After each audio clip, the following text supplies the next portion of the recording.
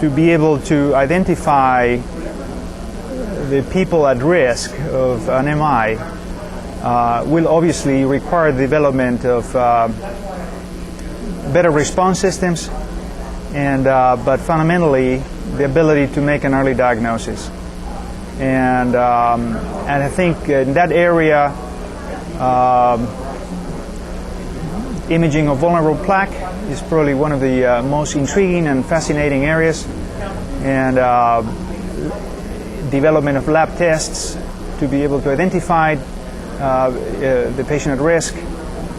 combined with some sort of imaging modality,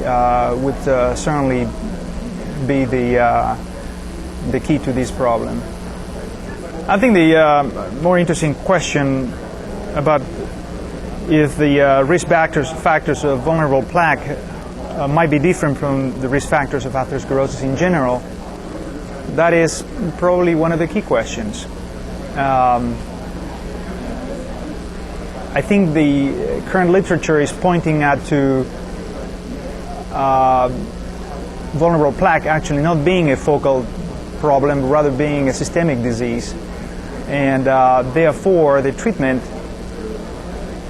should be in the form of some sort of systemic treatment. So I anticipate vulnerable plaque, an inflammatory